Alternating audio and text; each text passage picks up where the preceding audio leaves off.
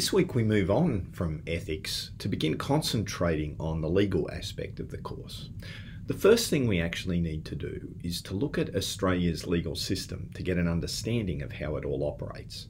There's no easy way to say this, but there's a lot of kind of volume. There's a big volume of content that we're going to have to go through in this particular week.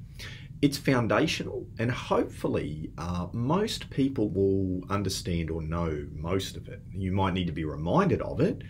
Much of what we do has been done through even primary school or secondary school, but we can tend to forget.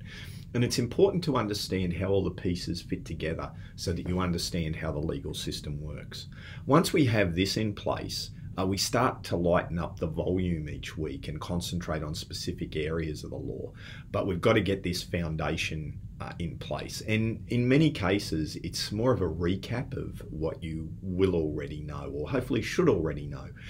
Of course, it'll be a little bit more difficult for the international students. But again, hopefully if you stay abreast of the papers and think about the key concepts here, it will make sense. So what are we going to do today? There's a number of specific objectives. The first thing we want to do is to look at really what law is. What is law? And then we're going to look at how we classify laws, different types. So we want to look at the different types of law.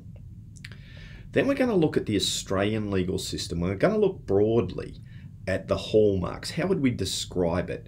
What are the attributes of the Australian legal system? And we're going to look, we're going to concentrate on the doctrine of separation of powers and what it means in Australia. So we want to look at how Australia implements the separation of powers, which is different to several countries like the US, etc.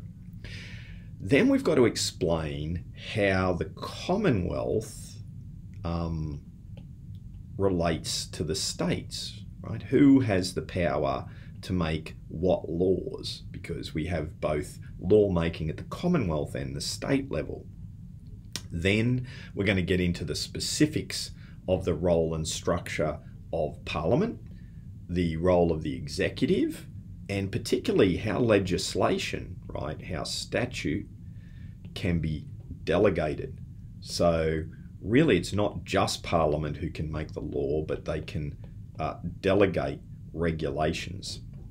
Then we're going to look at the court systems with obviously a focus on Queensland and the federal court system. We're also going to look at how they operate together. I think we'll leave precedent to next week.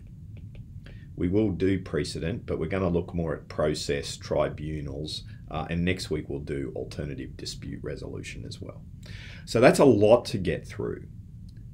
We're going to do it in 3 particular sections. The first, we're going to look at what is law.